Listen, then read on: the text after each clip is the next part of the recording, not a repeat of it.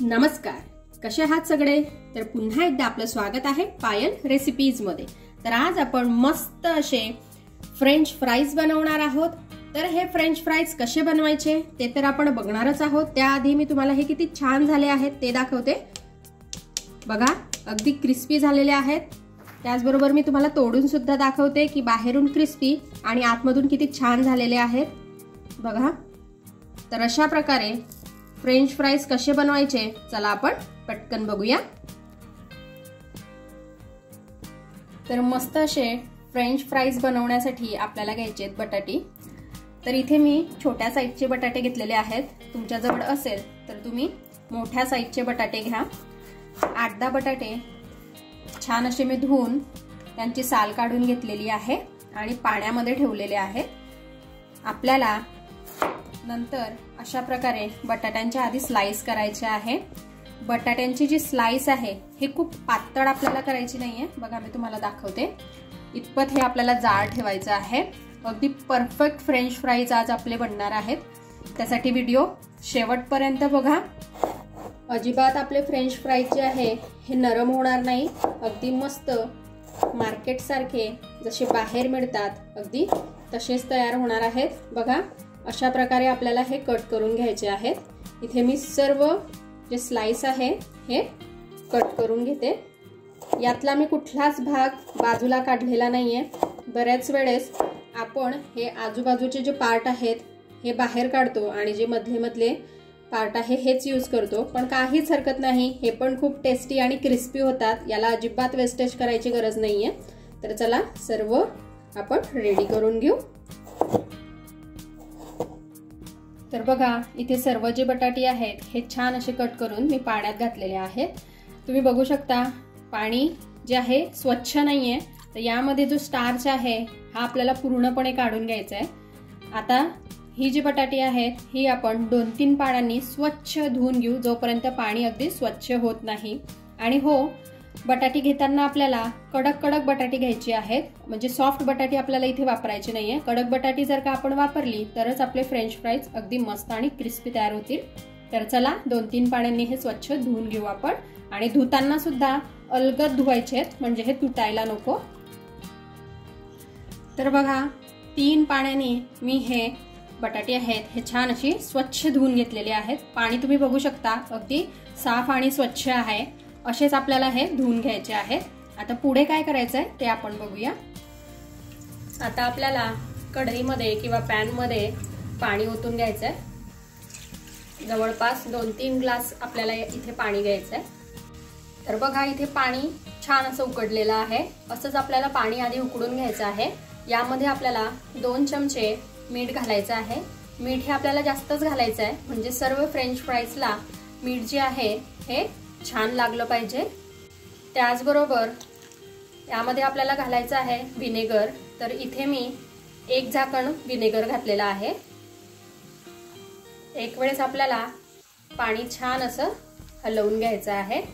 आणि आजची जी रेसिपी आहे फ्रेंच फ्राईजची ती अगदी मस्त आहे। शेवटपर्यंत बघा आणि आवडली रेसिपी तर लाईक करा, शेअर करा आणि सबस्क्राईब करायला मात्र विसरू नका। अशा छान छान आणि मस्त अशा रेसिपीज बघण्यासाठी आता सर्व जे आपले कट केलेले बटाटे म्हणजेच फ्रेंच फ्राईज आहे हे आपल्याला यामध्ये ओतायचे आहे। आता यावर आपल्याला झाकण वगैरे काहीच लावायचं नाहीये। याला मोजून आपल्याला 8 किंवा जास्तीत जास्त 9 मिनिटं छान असं शिजवून घ्यायचं आहे। यापेक्षा जास्त वेळ आपल्याला याला द्यायचा नाहीये। घड्याळ लावून घ्यायचंय आणि मोजून 8 किंवा 9 मिनिटं होऊ द्यायचे। तर इथे 8 मिनिटं झालेली आहेत। मी गॅसचं जे बटन आहे हे बंद केलेलं आहे। आता आपल्याला हे जे पाणी आहे हे पटकन बाहेर काढून घ्यायचं आहे। याला आपल्याला एक्स्ट्राचं शिजवायचं नाहीये। तर बघा, यातलं मी सर्व पाणी काढून घेतलेलं आहे। आता आपल्याला हे जे फ्रेंच फ्राईज आहे हे किचन टॉवेलवर काढून घ्यायचे आहेत आणि याला छान पुसून घ्यायचे आहेत। तर इथे हे सर्व मी छान असे पुसून घेतलेले आहेत। यामध्ये आता खूप असं पाणी नाहीये, तुम्ही बघू शकता।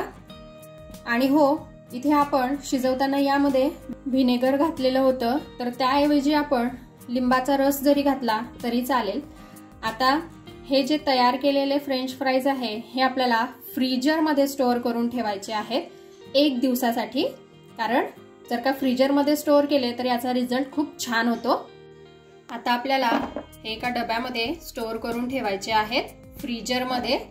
डब्यामध्ये ठेवलं तरी चालेल किंवा झिपलॉक बॅग असते त्यामध्ये जर का स्टोअर केले तरी चालतील। तर आता इथे मी डब्यामध्ये स्टोअर करते।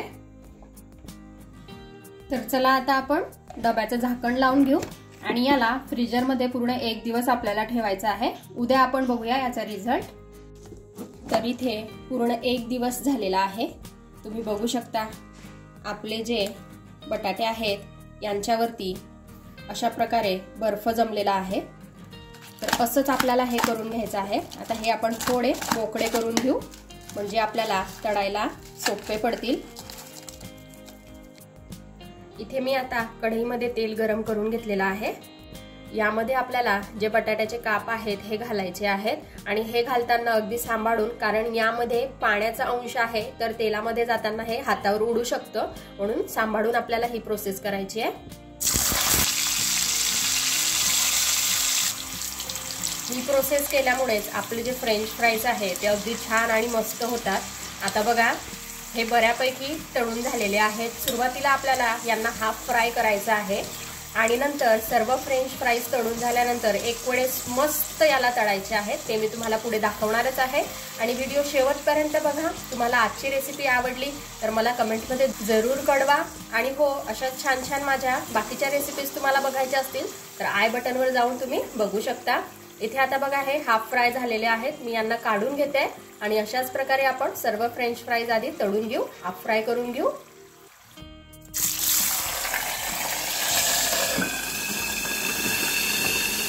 तर बघा इथे फ्राईज जे आहे हे हाफ फ्राय करून झालेले आहेत।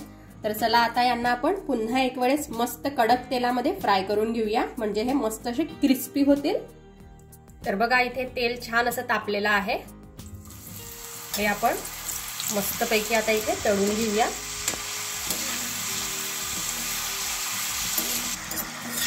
तर बघा इथे आपले फ्राईज जे आहेत हे छान असे तळून झालेले आहेत।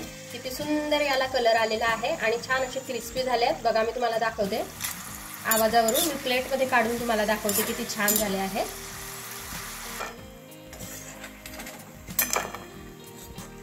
आता असेच आपण सर्व जे फ्राईज आहेत हे तळून घेऊया आणि हे तळून झाल्यानंतर गरम असताना यावर आपल्याला जे काही मसाले घालायचे आहेत ते घालून घ्यायचे आहेत, कारण हे गरम असतानाच यावर मसाले छान असे लागतील। याचा आवाज तुम्ही बघू शकता, एकदम क्रिस्पी झालेले आहेत। आता असेच आपण बाकीचे सर्व जे फ्राईज आहेत हे तळून घेऊया। यावर मी पिरी पिरी मसाला घातलेला आहे, तुम्ही तिखट आणि मीठ सुद्धा घालू शकता।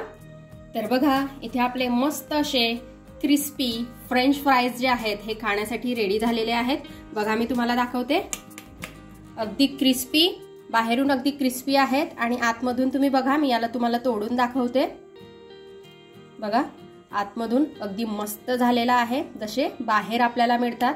तर अशा प्रकारे फ्रेंच फ्राईज तुम्ही घरी बनवून बघा आणि कसे वाटले ते मला कमेंटमध्ये कळवा।